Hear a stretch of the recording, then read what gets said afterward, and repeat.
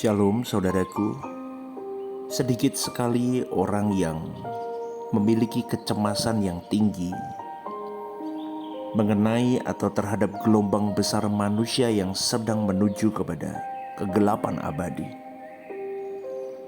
Tidak sedikit orang rajin ke gereja, aktif pelayanan, jadi pendeta, jadi majelis dan sebagainya. Tetapi sedikit orang yang punya kecemasan, punya perasaan krisis yang sungguh-sungguh terhadap dan mengenai gelombang besar bahwa orang sedang menuju kepada kegelapan yang abadi ini.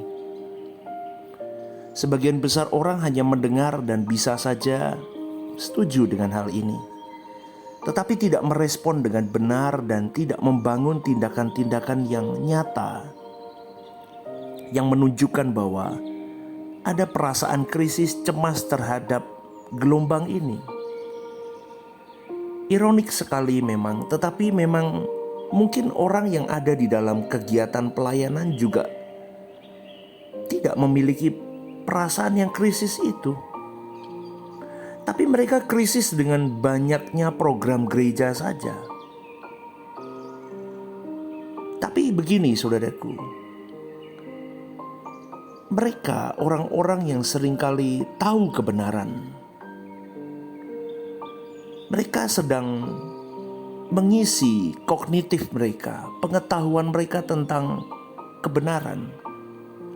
Tetapi mereka tidak pernah terhubung dengan Allah. Ini ada loh yang begitu saudaraku. Jadi memang banyak orang Kristen yang di titik itu mereka tidak mengisi waktu hari hidupnya dengan terhubung dengan Allah. Maka ketika ketidakterhubungan dengan Allah itu, maka mereka tidak mengenali apa yang menjadi pikiran dan perasaan Allah. Maka kalau orang tidak mengenali pikiran dan perasaan Allah, maka orang itu tidak akan punya rasa krisis terhadap kondisi dunia hari ini. Mereka tidak punya rasa krisis terhadap kondisi orang-orang di sekitarnya, bahkan dirinya sendiri yang sedang berjalan menuju kepada kegelapan abadi tanpa mereka sadari. Saudaraku, mestinya fokus kita adalah bagaimana mengalami proses pendewasaan, bagaimana mengalami proses kesempurnaan, makin sempurna seperti Bapa serupa Yesus, makin menguasai pikiran, perasaan, dan mengenakan pikiran dan perasaan Kristus, makin mengendalikan mulut, makin mengendalikan perkataan, word by word, di dalam mulut kita, sehingga itu bisa menguasai seluruh kehidupan kita.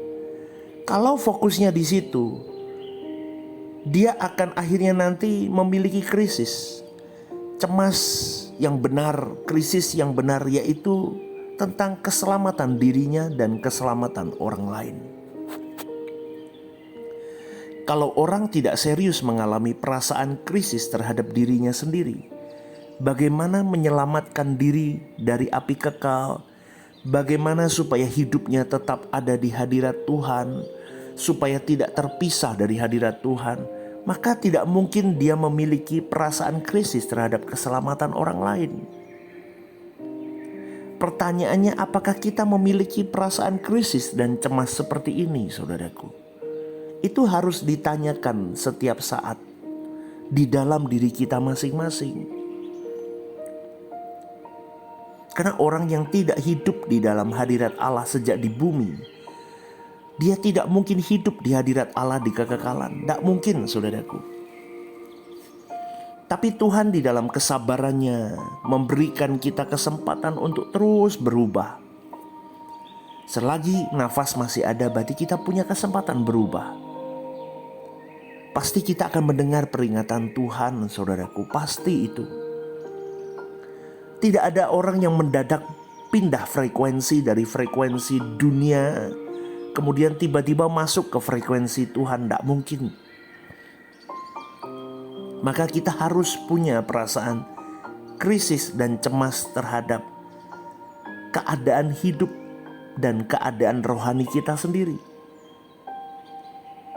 Dan untuk hidup di hadirat Tuhan, tentu kita harus hidup tidak bercacat, tidak bercela. Kita tidak boleh mentolerir sedikit pun celah dosa, sekecil apapun itu, saudaraku.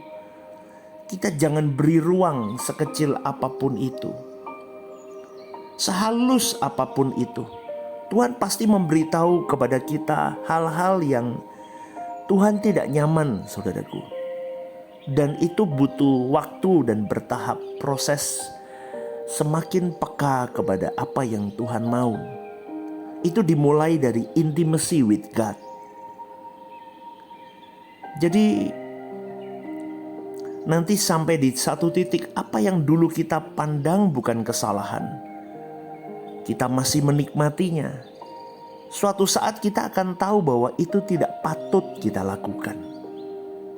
Walaupun orang tidak tahu, sekecil apapun itu yang lahir di dalam hati kita, baik itu kesombongan, kesewenang-wenangan terhadap orang, menindas walaupun tidak nampak, dan masih banyak lagi lainnya. Tapi di dalam kebesaran hati Bapa mau terus membersihkan kita dari unsur-unsur kesalahan itu, unsur-unsur kedagingan itu. Maka kita harus mengalami perasaan krisis, perasaan cemas bahwa masih ada loh unsur-unsur kedagingan di dalam diri kita. Tidak ada yang kebal dengan ini, saudaraku. Jujur, masih ada orang-orang yang hidup dalam pola pikir anak-anak dunia. Mereka bukan orang yang jahat, yang melanggar moral. Bahkan orang-orang yang ada di tengah-tengah pelayanan, tetapi dia tidak atau belum fokus ke Tuhan dengan benar. Mereka tidak mungkin punya perasaan krisis yang pantas atau kecemasan mengenai jiwa-jiwa yang akan terhilang. Kita juga belum sempurna, saudaraku. Unsur-unsur kedagingan yang tidak kudus masih melekat dalam diri kita. Dan itu digugurkan, diluruhkan melalui pergaulan dengan Tuhan dan hidup dalam doa.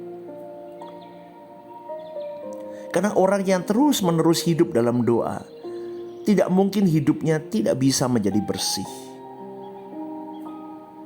Tentu disertai pengertian kebenaran yang murni, terus masuk menghujam dirinya. Ditambah lagi dengan perubahan hati, ada ketulusan, ada kemurnian hati yang mau dibentuk. Kita yang sadar akan keadaan kita yang masih ada unsur kedagingan di hadapan Allah ini, saudaraku, kita harus betul-betul berjuang sungguh-sungguh segenap hidup, saudaraku. Kalau seseorang serius mau hidup di hadirat Tuhan, dia akan mulai memetakan hidupnya. Banyak orang yang tidak memetakan hidupnya dengan benar.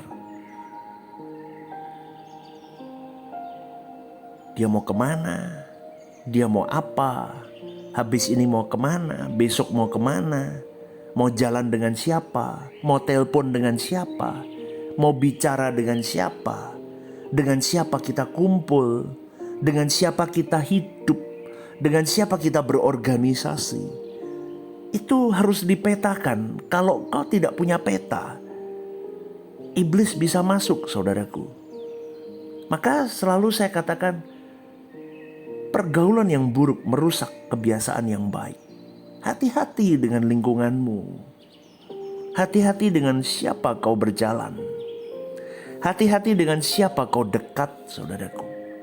Karena orang kalau tidak memetakan hidupnya, dia akan bocor terus hidupnya di hadapan Tuhan. Dan kalau bocor, itu bahaya. Mungkin tiba-tiba ada teman yang telepon, yuk kita ngopi ngobrol di kafe. Aku tunggu di sana ya. Kalau orang tidak memetakan hidup, oke, yuk kita jalan. Tetapi kalau orang sudah memetakan hidup dengan baik, dia akan pertimbangkan. Apakah aku bertemu dengan si A menambah hidupku semakin dekat dengan Tuhan atau semakin jauh? Kita semakin hati-hati, saudaraku. Karena aku tidak mau hidupku ketemu dengan A, kemudian hadirat Tuhan dalam hidupku musnah kembali. Gara-gara aku meleset, ngomongin orang, gosipin orang. Kan kita gak tahu saudaraku, kadang kita keceplosan. Gak sengaja kita ngomong. Jadi kita mulai belajar saudaraku. Apakah semua hal yang kita lakukan kecil-kecil semuanya. Ketika kita chatting di WA, ketika kita telepon orang, ketika kita bertemu orang, ketika kita kumpul dengan teman-teman, itu merusak hadirat Allah atau tidak? Kalau tidak membawa berkat rohani, tidak usah saudaraku. Kita harus berani serius, kita harus ambil positioning kita dengan jelas. Kita harus petakan hidup kita dengan benar. Kita harus punya perasaan krisis yang benar, bahwa kita sedang menuju banyak ke dalam kegelapan yang abadi. Kita harus kembali ke arah Tuhan. Dan ajak orang-orang di sekitar kita yang sekarang sedang menghadap kepada kegelapan. Itu bagian kita. Kita bawa mereka kembali ke arah Tuhan sebelum sampai di penghujung hidup mereka. Hari ini jangan lupa beribadah saudaraku. Jangan ibadah online. Ibadahlah onsite di gereja kalian masing-masing. Di gereja lokalmu. Bertemulah dengan sesamamu. Dengarkan apa yang menjadi pesan Tuhan melalui gembalamu. Jadilah berkat di gereja lokalmu. Bangun gereja lokalmu untuk pekerjaan Tuhan yang baik. Selamat hari Minggu. Tuhan memberkati.